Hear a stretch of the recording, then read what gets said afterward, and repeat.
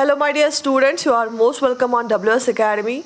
This is Modern History Revision Lecture Series in which we are doing the detailed discussion of various topics, even various number of chapters we have already done.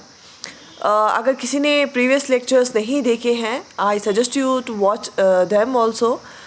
हमने 4-5 जो है chapters का revise किया और previous lecture में हमने Rowlatt act and Jallianwala Bagh massacre के बारे में पढ़ा, डिटेल डिस्कशन, एक रिवीजन, क्विक रिवीजन किया.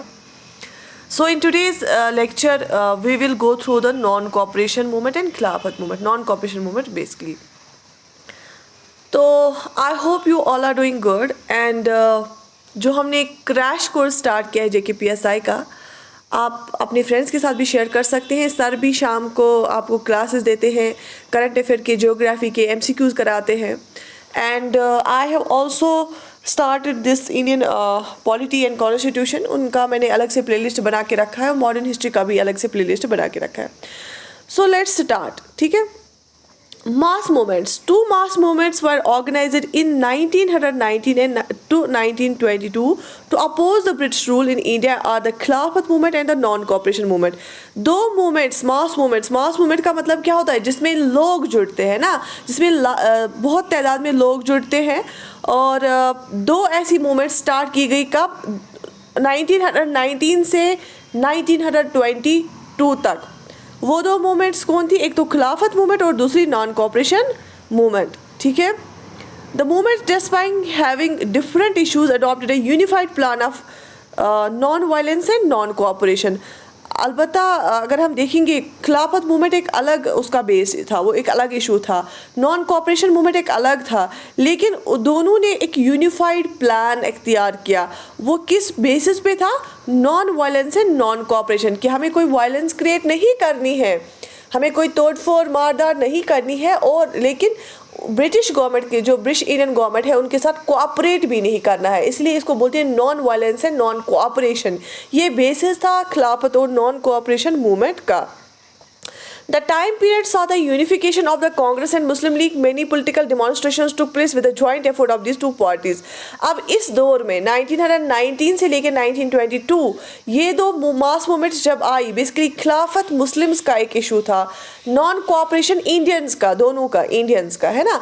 तो ये इन दो मूवमेंट्स के दौरान ये क्या हुआ? ये यूनिफिकेशन हुआ कांग्रेस और मुस्लिम लीग का. दोनों पार्टीज करीब आ गई और एक साथ इन्होंने काम किया. Causes of the movements. In movements का कॉज क्या था? ये स्टार्ट क्यों हो गई ये मास मूवमेंट्स? ठीक है, चलिए देख लेते हैं. The following factors served as a background to the two movements. अच्छा, सबसे पहला क्या रीज़न था? Main reason government hostilities. Government ने जो इन पे सप्रेशन किया, गवर्नमेंट ने जो क्या बोलते हैं इसको, एक रिप्रेशन दिखाया. सबसे पहले मैंने आपको कल पढ़ा है Rowlatt Act. Rowlatt Act वो ब्लैक एक्ट था. Imposition of martial law in Punjab. Rowlatt Act जब आया, उसमें ये पुलिस को बहुत ज़्यादा पावर्स दिए गए. आप विदाउट एनी ट्रायल आप किसी को भी बंद कर सकते थे. तो ये इसको एक ब्लैक एक्ट माना गया. Imposition of martial law in Punjab, मैंने आपको बताया कैसे उन पंजाब के विलेजेस में भी उन्होंने बहुत दहशत फैलाया था. तो मार्शल लॉ इन्होंने जो पंजाब में इम्प्लीमेंट किया, वो भी एक रीज़न था. जलियांवाला बाग मैसेकर, और फिर जब जलियांवाला बाग में बहुत सारे लोगों को विदाउट एनी रीज़न मारा गया, अनआर्म्ड पीपल को, उससे क्या पता चला? उससे ब्रूटल और अनसिविलाइज्ड फेस पता चला ब्रिटिशर्स का. ठीक है. उसके बाद एक और रीज़न, हंटर कमीशन. जो पंजाब में मार्शल लॉ में ये हुआ था, अट्रोसिटीज़ हुई थी, या जलियांवाला बाग मैसेकर हुआ था, जलियांवाला बाग के बेसिकली उसी के लिए सेटअप किया था गवर्नमेंट ने हंटर कमीशन. लेकिन जो हंटर कमीशन है, उसने कोई डिसिप्लिनरी एक्शन नहीं ली डायर के रिलेटेड. तो ये भी एक रीज़न था कि जो लोगों में गुस्सा था. हाउस ऑफ लॉर्ड्स, जो ब्रिटिश पार्लियामेंट का अपर हाउस होता है ना, जैसे हमारा राज्यसभा होता है, वहाँ पे अपर हाउस होता है हाउस ऑफ लॉर्ड्स. एंड्रोस और जनरल डायर्स एक्शन, उन्होंने उसको सराहाया, जनरल डायर को. उन्होंने कोई पनिशमेंट कुछ नहीं दिया, उन्होंने उसको सराहाया. तो इससे क्या हुआ? इंडियंस को बहुत गुस्सा रहा इनमें. दूसरा, डिसकॉन्टेंटेड इंडियंस. देखो क्यों? मॉन्टेगो चमल्स फॉर रिफॉर्म्स आए थे 1919 में, जिसके बेसिस पे क्या बना? मॉन्टेगो चमल्स फॉर रिफॉर्म्स के बेसिस पे गवर्नमेंट ऑफ इंडिया एक्ट 1919 बना. ठीक है। Montego Chelmsford reforms with their ill-conceived scheme of diarchy failed to satisfy the rising demand of Indians for self-government. Indians मांग रहे थे सेल्फ गवर्नमेंट, लेकिन 1919 एक्ट आपने पढ़ा होगा, 1919 एक्ट ने क्या लाई, डायरकी लाई, कहाँ पे, प्रोविंसेस में, ठीक है। तो जिससे इंडियंस को बहुत गुस्सा आया।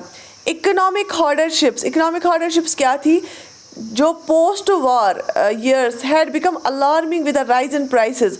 तो प्राइस राइज इंक्रीज हो गया आफ्टर फर्स्ट वर्ल्ड वॉर। अच्छा, कमोडिटी ये चीज़ों के प्राइस राइज इंक्रीज हो गए, प्रोडक्शन डिक्रीज हो गई इंडस्ट्रीज़ की। तो जो टैक्सेस थे उन्होंने इंक्रीज़ किए ब्रिटिश इंडियन गवर्नमेंट ने, तो वो टैक्सेस और रेंट्स का बर्डन इंक्रीज हो गया। तो इकोनॉमिक हार्डरशिप्स भी बहुत ज़्यादा थी। Almost all sections of society suffered economic hardship due to war and this strengthened the anti British attitude. अब इससे क्या हुआ, हर एक सेक्शन, चाहे पीजेंट हो, चाहे ज़मींदार हो, चाहे मिडिल क्लास हो, हर एक सेक्शन को क्या हुआ, जब इंक्रीज रेंट टैक्सेस हो गए, कमोडिटीज़ के प्राइस राइज हो गए, उससे क्या हो गया, हर एक सेक्शन ने सफ़र किया। ठीक है, तो कॉजेज़ समझ आए आप लोगों को, कॉजेज़ क्या थे इन दो मूवमेंट्स के। इसके बाद खलीफत इशू, ठीक है, क्या था, Turkey's alliance against British, the Muslims all over India including India regarded the Sultan of Turkey as their spiritual leader Khalifa. Basically overall world में जितने भी मुसलमान थे और इंक्लूडिंग इंडिया के मुसलमान भी, वो मानते थे जो तुर्की का खलीफा था ना, उसको एज अ स्पिरिचुअल लीडर मानते थे, क्योंकि वहाँ पे खिलाफत रूल चलता था तुर्की में। तो वहाँ का जो खलीफा था ना, उसको एज अ स्पिरिचुअल लीडर मानते थे। लेकिन फर्स्ट वर्ल्ड वॉर में क्या हुआ, तुर्की ने साथ दिया जर्मनी और ऑस्ट्रिया का, किसके खिलाफ, ब्रिटिश के खिलाफ। तो फर्स्ट वर्ल्ड वॉर में तुर्की ने जर्मनी और ऑस्ट्रिया के साथ ग्रुप बनाया और ब्रिटिश के खिलाफ लड़े, ठीक है। The Indian Muslims supported the government during First World War with an understanding that sacred place of Ottoman Empire would be in the hands of Khalifa। तो इंडियन मुस्लिम्स भी, इंडिया ने भी पार्टिसिपेट, इंडियन जो British के under था उस time, तो British जब फर्स्ट वर्ल्ड वॉर में इन्वॉल्व हो गया, उन्होंने इंडियंस ने उसका सपोर्ट किया। उनको लगा कि जो हमारे मुस्लिम सैक्रेड प्लेसेस हैं वो ऑटोमन एम्पायर तुर्की में था, वो ये खलीफा के हाथ में ही रखेंगे। However, after the war, Ottoman Empire was divided, Turkey was dismembered and a Khalifa was removed from power। लेकिन वॉर के बाद क्या हुआ, ऑटोमन एम्पायर डिवाइड हो गया, तुर्की को जो है उस वहाँ पे का वो निज़ाम है उसको ख़त्म कर दिया गया और खलीफा को रिमूव कर दिया गया पावर से। तो इससे क्या आया, उससे मुस्लिम्स को गुस्सा आया, इनको लगा इन्होंने हमारे खलीफा को इंसल्ट किया। तो यहाँ पे इंडिया में अली ब्रदर्स थे, शौकत अली और मोहम्मद अली। कौन, शौकत अली और मोहम्मद अली। उन्होंने स्टार्ट की खिलाफत मूवमेंट अगेंस्ट ब्रिटिश गवर्नमेंट। क्यों, उन्होंने बोला कि ऐसा मत करो, खलीफा को रिमूव मत करो, ये हमारा स्पिरिचुअल लीडर है। तो इंडियन मुस्लिम जो थे यहाँ पे अली ब्रदर्स थे जिन्होंने लीड किया, शौकत अली और मोहम्मद अली ने, उन्होंने ब्रिटिश को बोला कि उन्हें खिलाफत मूवमेंट स्टार्ट किया। और उन्होंने किसके खिलाफ, ब्रिटिश गवर्नमेंट के खिलाफ। उन्होंने बोला इनको कि यहाँ से जो खलीफा है उसको रिमूव मत करो, उसके जो है हाथ में बहुत सारा एरिया रखो, जो है पहले सीरिया, इराक, जज़ायरतुल अरब इसको बोलते थे, वो सारा कुछ तुर्की के खलीफा के हाथ में होता था। The movement took place between 1919 and 1924। तो ये जो मूवमेंट है इसी दौर में हुई थी। अच्छा, यहाँ पर क्या बनी थी, यहाँ पर खिलाफत कमेटी बनी थी। In early 1919 all India Khilafat committee was formed under the leadership of Ali brothers. अब जो यही शौकत अली ये थे ना, अली ब्रदर्स, इनके ही जो है लीडरशिप में क्या बनी, खिलाफत कमेटी बनी 1919 में, याद रख लेना, इंपॉर्टेंट है। Maulana Abul Kalam Azad, Ajmal Khan, Hasrat Mohani to force the British government to change its attitude to Turkey. तो देखो अली ब्रदर्स ने क्या बनाई, खिलाफत कमेटी। उसके साथ कौन कौन मेंबर्स और थे, मौलाना अबुल कलाम आज़ाद, अजमल खान, हसरत मोहानी, सारे मुस्लिम ही है ना। इन्होंने क्यों बनाई खिलाफत कमेटी, सो दैट कि ये ब्रिटिश गवर्नमेंट को फोर्स करें कि अपना एटीट्यूड टुवर्ड्स टर्की चेंज करे, ऐसा मत करो। Thus the grounds of our country wide agitation was prepared. तो इसीलिए खिलाफत मूवमेंट ने क्या किया, प्रिपेयर कंट्री वाइड एजुटेशन, क्योंकि मुस्लिम जितने भी इंडिया में थे उन्होंने क्या बोला, इसको साथ दिया। And all India Khilafat committee conference was held in November 1999 and the call was made to boycott the British goods. फिर इसी के ज़िम्न में क्या हुआ, ऑल इंडिया खिलाफत कॉन्फ्रेंस जो है हेल्ड की गई कहाँ पे, दिल्ली में। कब, नवंबर 1919 में। और टू बाइकआउट ब्रिटिश गुड्स को बाइकआउट करने के लिए एक जो है कॉल दी गई। डिमांड्स ऑफ इंडियन मुस्लिम्स, ठीक है, इंडियन मुस्लिम्स की डिमांड्स क्या थी? In India, the Muslims demanded from the British that the Khalifa's control over Muslim sacred places should be retained.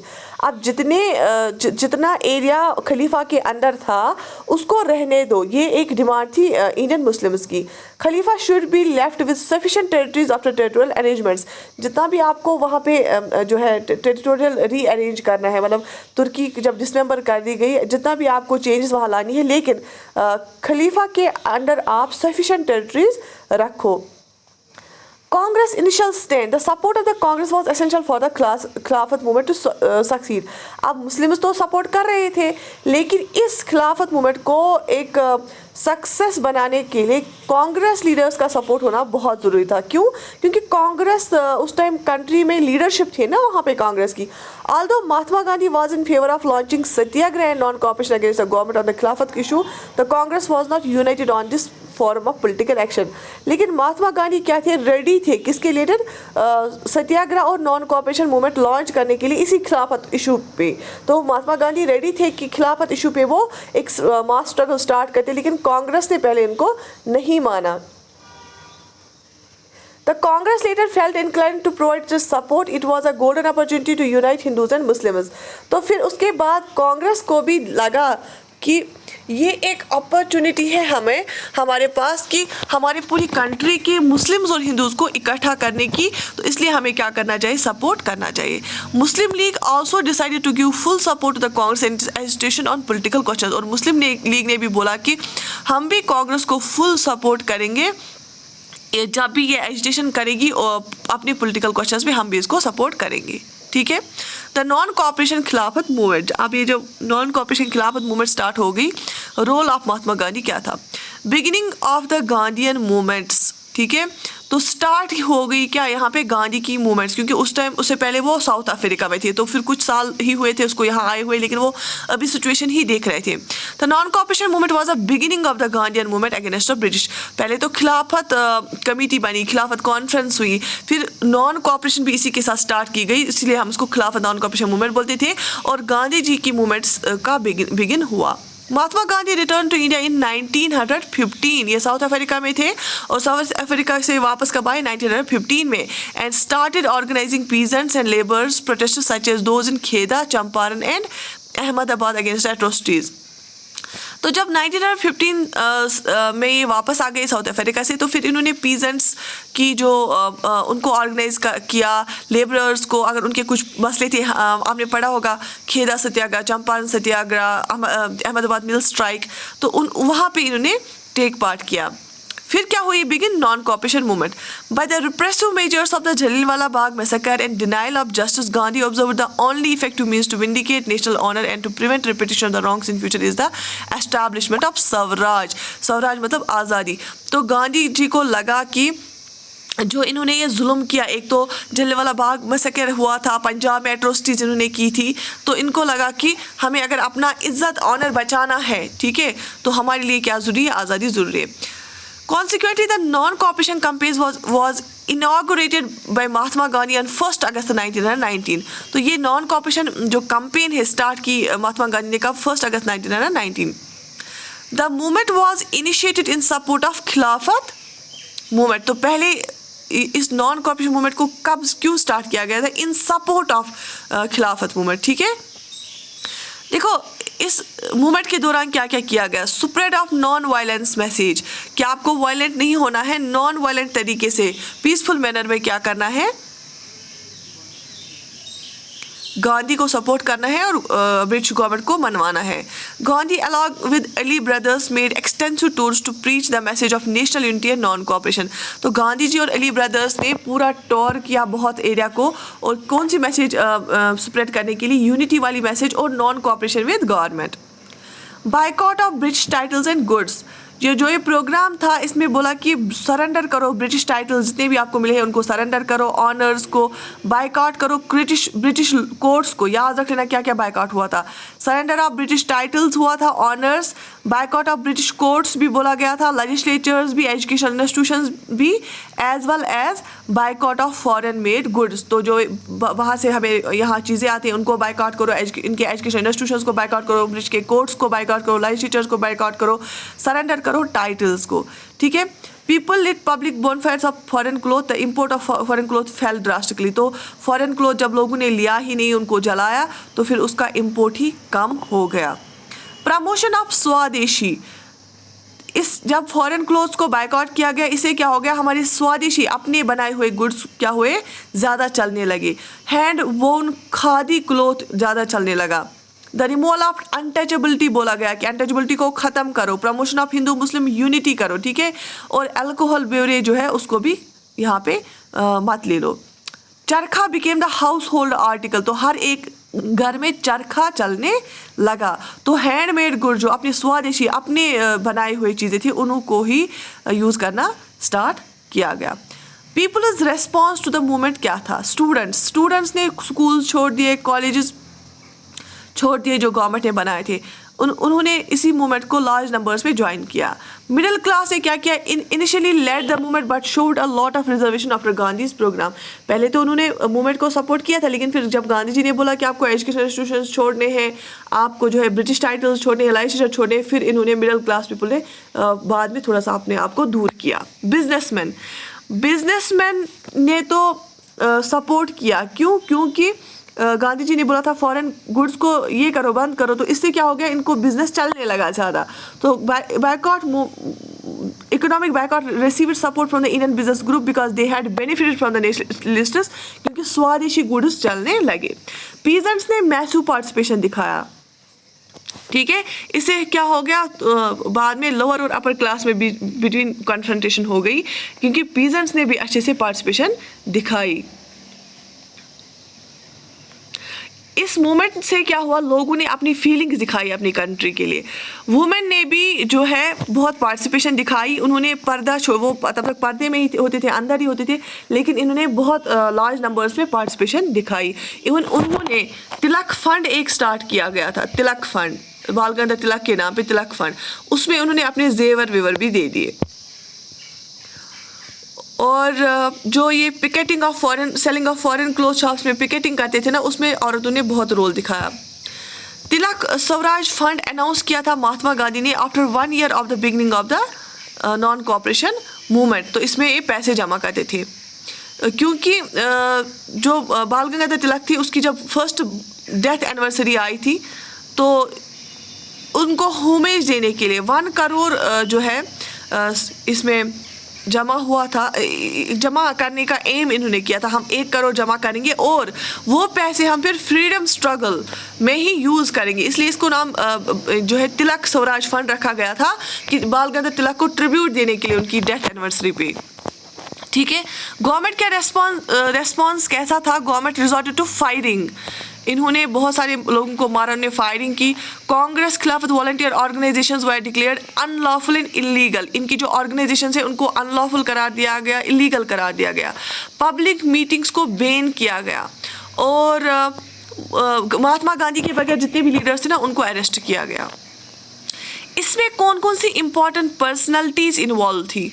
इसमें सबसे पहले आप देखोगे सी राजा गोपालाचार्य ने बहुत रोल किया था। वल्लभ भाई पटेल, गोपाल बंधु दास, अजमल खान, सुभाष चंद्र बोस, जवाहरलाल नेहरू ने मूवमेंट ज्वाइन की, और ये ऐसे बंदे थे जो फिर आगे बहुत प्रोमिनेंट पर्सनालिटीज़ बनी।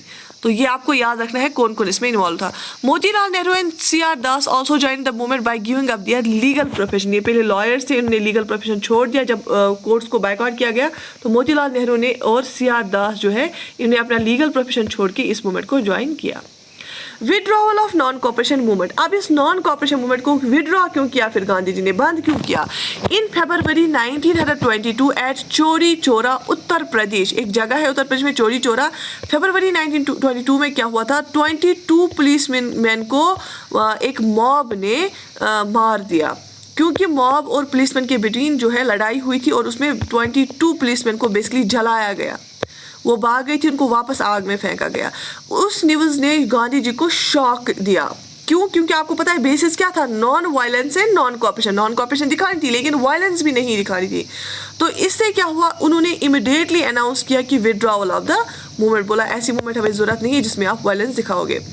तो बहुत सारे नेशनलिस्ट जैसे CR दास, मोतीलाल नेहरू, सुभाष चंद्र बोस, जवाहरलाल नेहरू जो है उनको मतलब अच्छा नहीं लगा गांधी जी ने ये विड्रॉ किया movement. In March 1922, Gandhi ji was arrested and sentenced to 6 years in jail। तो मार्च 1922 में क्या किया गया, गांधी जी को अरेस्ट करके 6 साल की सज़ा मिल गई। तो ये फेल क्यों हुआ मूवमेंट? क्योंकि नो निगोशिएशंस बाय गवर्नमेंट। अब मूवमेंट बहुत चली और जब मास मूवमेंट होती है वो ज़्यादा देर ऐसे नहीं चलती है, फिर लोग थकते भी है। जब गवर्नमेंट ने कोई रेस्पॉन्स ही नहीं दिखाया, लोग थक गए थे। गवर्नमेंट कोई मूड में ही नहीं था निगोशिएशन करने के लिए। लॉस ऑफ रेलिवेंस ऑफ खिलाफत इशू, क्योंकि खिलाफत इशू का रेलिवेंस ही खत्म हो गया था। क्योंकि तुर्की में जो है उन्होंने खुद ही फिर सुल्तान का पॉलिटिकल पावर ख़त्म कर दिया था और मुस्तफ़ा कमाल पाशा ने अब वहाँ पे ये लिया था। तुर्की को एक सेकुलर स्टेट खुद ही बनाया था उन्होंने तो फिर वो इररिलेवेंट हो गया वो क्वेश्चन। और तुर्की में European style of legal system भी एस्टैब्लिश किया गया और वुमेन को भी बहुत सारे राइट्स मिले वहाँ पे। तो फिर यहाँ पे इररिलेवेंट ही हो गया ना क्वेश्चन, आप यहाँ पे लड़ोगे उस चीज़ के लिए और वो वहाँ पे खुद सिस्टम ही बदल देंगे। एजुकेशन को नेशनलाइज किया गया, ठीक है, और मॉडर्न एग्रीकल्चर इंडस्ट्रीज़ को डेवलप किया गया। 1924 में खिलाफत वाज एबॉलिश्ड। वहाँ पे तुर्की में 1924 में खिलाफत को ही एबॉलिश किया गया। तो खिलाफत इशू इररिलेवेंट हो गया था, फिर मूवमेंट ही क्या चलानी थी। तो लैक ऑफ एक्टिव रेस्पॉन्स भी था इसमें, क्योंकि कलकत्ता, मुंबई एंड मद्रास जो है वो जगह थी इलाइट पॉलिटिशियंस की। तो इन्होंने बहुत कम रेस्पॉन्स दिया गांधी जी को, क्योंकि गांधी जी ने बोला था लेजिस्लेचर्स भी छोड़ो। तो कलकत्ता, मुंबई एंड मद्रास से बहुत सारे पॉलिटिशियंस थे जिनको ये सही नहीं लगा, इन्हें सीरियसली नहीं लिया। और लोगों ने अभी समझा ही नहीं था नॉन वायलेंस क्या होता है, क्योंकि उन्हें 22 पुलिसमैन को जिंदा जला दिया वहाँ पे चोरी इंसिडेंट में। तो इसलिए गांधी जी ने फिर सोचा कि ये फेलियर ही है और इसको विड्रॉ करना है। अब इम्पैक्ट क्या था नॉन कोऑपरेशन मूवमेंट का? हर एवरी नूक एंड कॉर्नर जो कंट्री का था वहाँ पे जो है ये सेंटिमेंट, नेशनलिस्ट सेंटिमेंट पहुँचा और पॉपुलेशन का एवरी स्ट्रेटा ऑफ पॉपुलेशन जो है उसको पॉलिटिक्स का मतलब जहन में रख आया। Artisans, peasants, students, urban poor, women, traders, सब ने पार्टिसिपेट किया और सबको समझ आया कि बेसिकली प्रॉब्लम क्या है और हमें क्या करना है। एस्टैब्लिशमेंट ऑफ स्वराज एंड स्वदेशी इंस्टीट्यूशंस, बहुत सारे इंस्टीट्यूशंस अपने इंडियन बेसिस पे स्टार्ट किए गए, जैसे गुजरात विद्यापीठ, काशी विद्यापीठ, बिहार विद्यापीठ, बंगाल नेशनल यूनिवर्सिटी। याद रख लेना, इसी टाइम पे जामिया मिलिया इस्लामिया को भी एस्टैब्लिश किया गया, नेशनल मुस्लिम यूनिवर्सिटी को भी एस्टैब्लिश किया गया। तो ये ऐसे इंस्टीट्यूशंस, एजुकेशन इंस्टीट्यूशंस बना दिए गए जो इन्होंने अपने तरीके से चलाने थे इंडियंस को। It gave birth to the strongest idea of having Swaraj, love for use of khadi and became स्वदेशी। तो खादी भी बहुत ज़्यादा यूज़ की गई और इंडियंस में सबसे ज़्यादा क्या हो गया, यूनिटी पैदा हो गई, ठीक है। क्योंकि खिलाफत इशू तो डायरेक्टली इंडिया पॉलिटिक्स के साथ रिलेट नहीं करता था, फिर भी हिंदू मुस्लिम यूनिटी देखी गई। इकोनॉमिक फ्रंट पे क्या हुआ कि फॉरेन गुड्स को बायकॉट किया गया और इंपोर्ट ऑफ फॉरेन क्लॉथ गिर गया, ठीक है। और इससे क्या हो गया, अपनी जो खुद बना इंडियन मेड गुड्स थे ना वो चलने लगी। कुछ इंपॉर्टेंट इवेंट्स क्या हुई इस दौरान? ट्रीटी ऑफ सेवर्स, याद रखना, विद तुर्की, जिसकी वजह से तुर्की को वहाँ पे खिलाफत को ख़त्म किया, तुर्की को डिसमेंबर किया गया। मई 1920 में ट्रीटी ऑफ सर्विस तुर्की के साथ इसको साइन किया गया ब्रिटिश ने, ठीक है।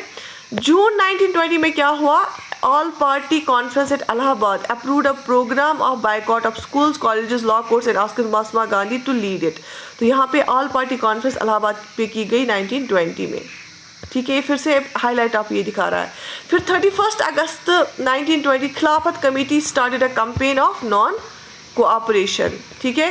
फिर सितंबर में 1920 क्या हुआ, स्पेशल सेशन, याद रखना एक क्वेश्चन आया था, स्पेशल सेशन हुआ कलकत्ता में, कांग्रेस ने अप्रूव किया non cooperation programme. Special session Indian National Congress का कहाँ पे हुआ, कलकत्ता में, सितंबर 1920।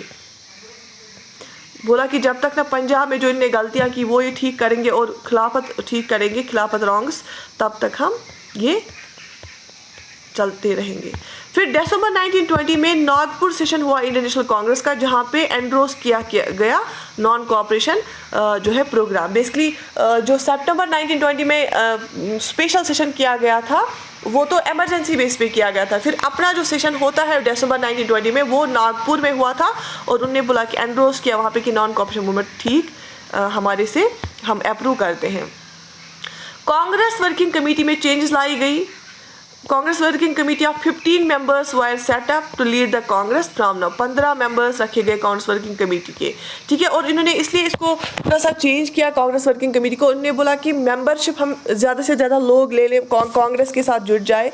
तो इन नटशल खिलाफत और नॉन कॉपरेशन मूवमेंट से हिंदू मुस्लिम यूनिटी हो गई। Every nook and corner of the country में पोलिटिसाइजेशन हो गई लोगों के दिमाग की, मतलब कि हमें समझ आ गया उनको स्वराज क्या है, स्वादिशी क्या है। फॉरेन गुड्स को बायकॉट किया गया और इसमें जो है बायकॉट किया गया लेजिस्लेचर्स को, एजुकेशन इंस्टीट्यूशंस को, फॉरेन गुड्स को और टाइटल्स को भी रिनाउंस किया गया। तो ये था खिलाफत और नॉन कोऑपरेशन मूवमेंट, जिसका हमने डिटेल डिस्कशन किया और it was sort of a quick revision. I hope आपको जो ये लेक्चर है अच्छा लगा होगा। Do right in the comment section कि आपको ये सीरीज़ कैसी लग रही है, सो दैट कि मैं इसको कंटिन्यू रखूँगी। बाकी I wish you all the best, take very good care of yourself.